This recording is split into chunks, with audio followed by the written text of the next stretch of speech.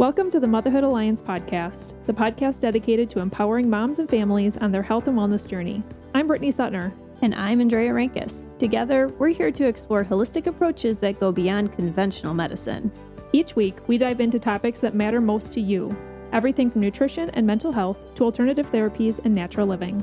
We'll bring you the expert interviews, insightful discussions, and practical tips to make motherhood a little easier and help your family thrive.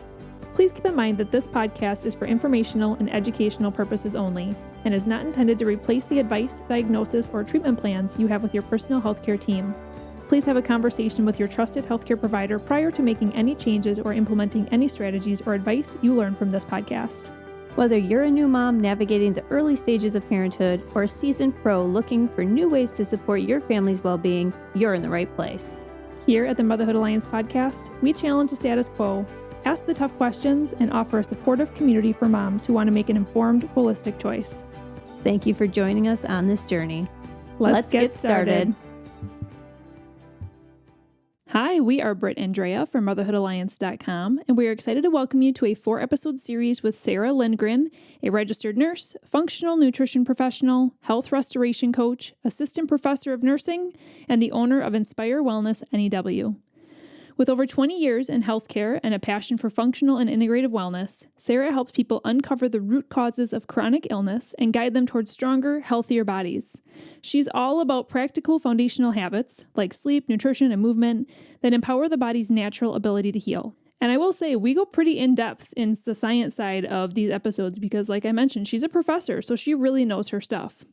When she's not coaching or teaching, you'll find her staying active, enjoying family time on her boat, cheering on her 3 daughters at their music and sports events, or traveling with her husband, Tim. It's time to turn up your volume. Let's welcome Sara to the mic.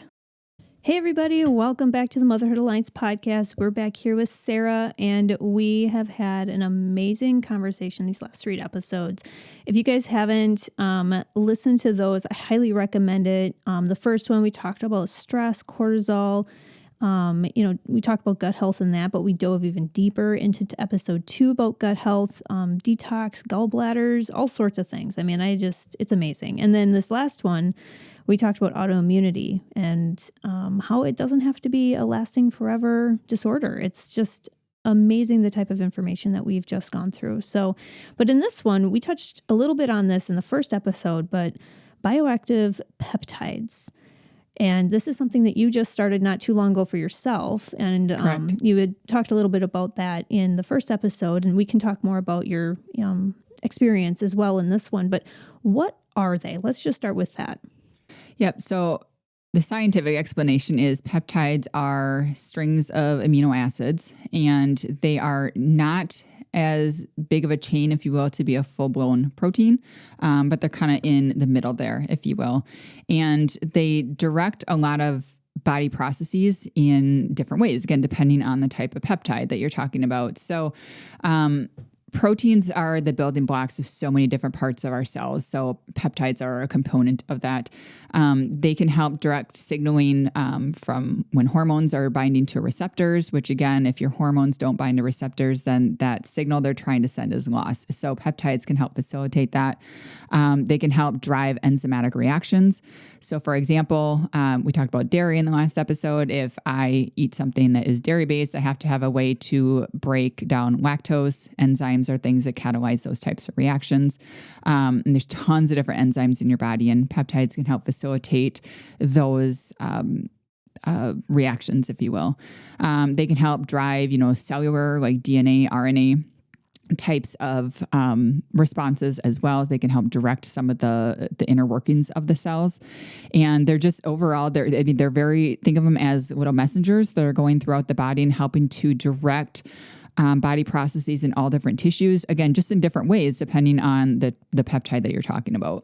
Are we talking like collagen peptides? Like we're talking, because people would know collagen from or peptides from like say Vital Proteins or these other brands. Is this the same thing or is it completely different? It's similar in that it's a peptide. Okay. Collagen peptide, well, there's different types of collagen. There's like type 1, 2, and 3.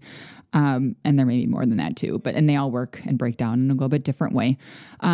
Collagen peptides, from my understanding, are going to, once you take them, of course, they're going to be broken down in the stomach, in the gut in a certain way, and they're meant to help facilitate connective tissue, skin repair, things like that. Bioactive peptides, and I can't speak to all different types. I can only speak to the ones that I've been using, but they are developed in such a way that as they are absorbed and sending their signals throughout the body, they're absorbed in a very specific part of the digestive tract so that they can give the full benefit to the body versus if you take, there are certain collagens that are going to be broken down maybe earlier, before they reach the full end of the gut. And so they can't necessarily exert that full benefit. Okay. Whereas bioactive peptides in the way that they are designed can do that. And again, the ones that I use, for the most part, there are a couple that come in tablets, but come in a powder-based form. And that's to facilitate absorption in a very specific part of the digestive tract to get the full benefit. Okay. Who are these for? Are they for everyone? They can be for everyone. Are they for specific symptoms that people are having? Tell us more about who would you recommend these to? Now, in general, if someone has, because I'm not a diagnostician, if someone has certain comorbidities, I'm always going to say, make sure you check with your provider before trying these. But in general, yes, there can be benefits for everyone. And it just depends on what they are taking and what they are looking for. So for example, the one that I take every morning is something that is shown a lot of different benefits for different people. I take one, it's called Fit, and it's got not only, the reason I like these two is it has not only some peptide blends in it, but it also has a high amount of B vitamins. B vitamins are energizing. They are directly helpful in your mitochondria creating energy. So if you're low on your B vitamins, that's one reason you may have low energy or fatigue. It also has a little bit of magnesium. It has some vitamin D, and it's all in this nice, very tasteful blend. So it's very helpful for a lot of different reasons. So, and again, if you're like me, the more I can get in one product, then for sure. the less I have to, or the less amount of things I have to take. A lot of times that facilitates better, I don't want to say compliance, but better remembering of taking things and better consistency. So this has been shown to help, of course, with energy for people that are trying to improve their activity or working out and not feel maybe so run down or so fatigued afterwards. It has shown a lot of improvement with patients, or I should say more females that are going through maybe periods of hormone imbalance, especially if that hormone imbalance is in that perimenopause phase. They've found a lot of good anecdotal response, meaning that not everybody necessarily checks their hormones before they take it and then checks their hormones 6 months after it. But they feel better. They feel more balanced. They have more energy. They're ready to attack the day. They're ready to do all the things and not have that crash in the afternoon or not feel completely exhausted by the end of the day. So anybody that wants those, those types of responses, those types of results, yes, as long as they don't have any contraindications, which honestly, I can't think of any off the top of my head. Yeah, I was going to ask they should be able to take those. Okay. Yeah. As you're talking about working out and stuff like that, I'm also thinking about EAAs, BCAAs, so essential amino acids, branched chain amino acids. There's a lot of stuff on the market for those. Are these similar? Are they different? How do they? What's the difference? So essential amino acids are ones that you don't necessarily make in your own body, and that's why they're essential that you get them from food. The non-essential ones are ones that you do synthesize in your own body. These are going to be similar in that they are peptides. I can't say for sure if each one of them is an essential versus a branch chain off the top of my head, because there are several different ones in there, but they are similar in that they are all natural compounds that are going to support normal, healthy function, optimal function of the body. The reason I like them and I'm not, everybody has their own opinion. I am not a proponent of the GLP-1 agonists that are currently on the market, because those are also a peptide too. So I want to clarify what I'm talking about are natural bioactive peptides, not synthetic peptides. And what that means is they are derived from natural products that your body recognizes. It's not something that has been created or synthesized in a lab. While those have acute benefits, if you've known anyone who's taken a GLP-1 agonist, for example, that they have shown weight loss. You can see it. It's very quick. Comparatively, it's quick compared to some of the other modalities that are going to help, for example, with weight loss. The downside is that it's very quick, which means that there's a lot of, altered processes going on within the body because of that. And part of what those peptides do is in the process of losing weight from them, they not only in general cause that weight loss, but they can cause loss of lean muscle mass. Oh, yeah. And so it's not just the weight you're losing, but it's the type of weight you're losing. Whereas these bioactive peptides, they promote building up of lean muscle. But if someone is really looking for weight loss, the way that these can help is supports normal metabolic function, is what I'm trying to say. So if you are losing weight, it's losing that weight that you don't necessarily want while promoting a building up of lean muscle mass. And that's why another reason you feel more endurance, you feel like your performance is better, you can recover a little bit quicker because you're not losing those healthy proteins, which seems counterintuitive since peptides actually help build up proteins. Yeah, I want to stay on GLP-1s for a minute because they are like all the thing right now. Yeah. So, okay, first question. Are all GLP-1s synthetic? Are they made in a lab, or are there any bioactive GLP-1s? So from my understanding, again, I don't have anything to do with developing them or marketing them or anything like that. My understanding is that the injectable ones that are kind of all the rage right now are synthetic. They're synthetically made. And the reason that they work differently. So for example, the bioactive peptides, I drink them every day. I have to take them every day because half-life is such that it's more comparative to my normal body peptides. So that's why I have to take them every day to support that normal function. The GLP-1 agonists that are created in, as medicinal use, from my understanding, with them being synthetic, first of all, that's why you can inject them. They are injectable, but you only, depending on your journey or your prescription or whatnot, oftentimes clients may have to take them once a week or maybe once every couple of weeks, once a month, something like that. And the reason that you can spread them out longer like that is because the half-life has been altered because they are synthetic. So, the advantage is you don't have to worry about it every day. But again, the disadvantage is anytime you're putting something synthetic or altered in your body, there's a chance that it's going to alter normal body processes. Right. You may have that desired effect you're looking for, but what are the downstream negative effects that are that are the side effects? Right. There's no medication, and these are, inclusive of that. There's no medication without a side effect. Well, and you think too, I don't know, I've not looked into these myself either, but like how long do you take them? If you stop taking them, what's going to happen? Bounce back, these kinds of questions that people might have. I don't offer this anymore, but I used to do IV infusions as part of my integrative services. And just logistically, there's a couple of reasons I discontinued that a few months ago. But the company that I went through did start to offer those GLP-1s, and I just never jumped on board with that. It wasn't something that I was comfortable doing. But to answer your question, there was very specific guidelines that if we were going to offer that to clients, that they had to have a certain BMI. Okay. And I forget exactly what it was, but once they dropped below that, they were no longer eligible, at least through this company, for the GLP-1s. And it makes sense to a point because most people take them for weight loss. Yeah. And once you lose weight, if you continue to lose it, you're going to be more in that unhealthy underweight. And some people might go too far. Right. The side effect of that is, or the negative part is, once you go off them, it's just like when you have bariatric surgery, it might help for a little bit, but if you go back to your normal eating habits, people put the weight back on. If we don't address what was the root cause of their being overweight in the first place, once they go off those GLP-1s, very often they're putting that weight back on. Yeah. And then again, we get frustrated. Well, this didn't work for me. Why didn't it work? Well, because we didn't address root cause, or we didn't change other lifestyle factors in addition to doing that. Okay. Yeah, I will admit, like GLP-1s, I have not done research on them. Not but really. We live in a microwave society where as soon as you have a product that's going to create fast results, especially when it comes to weight loss, everybody's going to raise their hand. But I think the smart thing also to do is to be like, wait, how?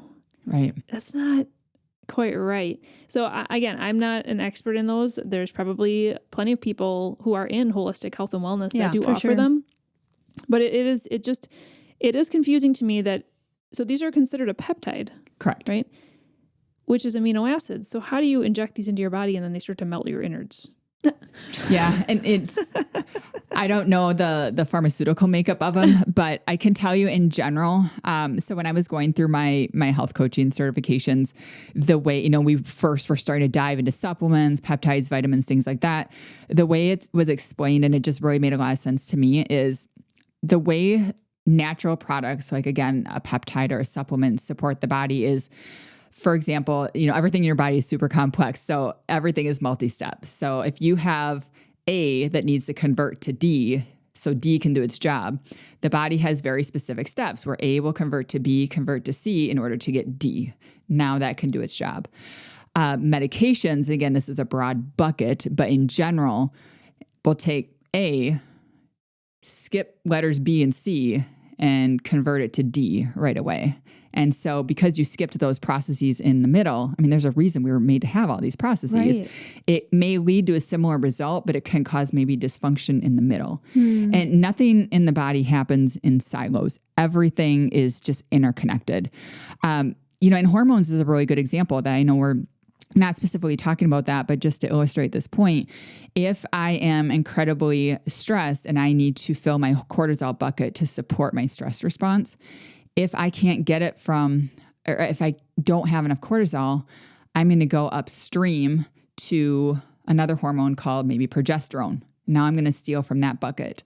So now my progesterone is maybe depleted, which is maybe leading to estrogen dominance. And now maybe that bucket isn't even giving me enough. I'm still dealing with a stressor. So now I'm going to start pulling from my estrogen and testosterone buckets. And so again, it's just an example of how one thing can cause a cascade of other things to occur. And when we take medications, and again, some of them are good. Acutely, if I have an infection, I want an antibiotic. If I have a broken bone, I want something to help with the pain, so it's not to say that all medications don't have a purpose, because they certainly do, but it's the amount that you take and how long and the different effects and how they interact with each other that can lead to a lot of problems. And that's why I'm just not a fan of those in general, the GLP-1 peptides that are kind of flooding the market now that are more synthetically based, because they're finding now that they've been out for long enough time, they're finding some of those negative side effects that people are having, especially when they go off them. Yeah. And it's one of those things like I will never jump on the wagon of something brand new ever. 100%. I guarantee if it's a miracle drug, there's something we haven't found about it. Technology, that is anything. Not going to be good in the future. Yeah, they're going to figure it all out on somebody else, not me. Exactly. It is so funny how, though, in health and wellness, wellness is complicated, right? So complicated. And there's always more to learn. There's yeah. always more. But it is so funny when it comes to bandwagons, because people can create a new bandwagon in wellness instantly. You just come up with an idea and you're like, I'm going to flood a different word of saying something. Yes. Yeah, a different term. But I just think about when cold showers started becoming kind of a big thing. Yep. And I'm like, I am not jumping on that bandwagon. Maybe I'll do some research. Maybe I will. Maybe I won't. That's a silly example, but it's just, it's just funny how one person does it. I know. Yes, there are major benefits to so many of these things. I'm not saying don't take cold showers, because there are benefits to it. Really great benefits. Really great benefits to it. Do it. I don't, but you know what? Everybody's different. I have other things that I do that you may not do. Anyways, it's so funny. But so let's get back to the bioactive peptides. If somebody wants to explore these, they can get bioactive peptides through somebody like you. Yep. Correct. And obviously that's probably what I would recommend, because you're getting it from a reputable source. Right. But I'm guessing these can also be purchased in stores, Amazon, all these. There's probably a lot of ways that people can get these.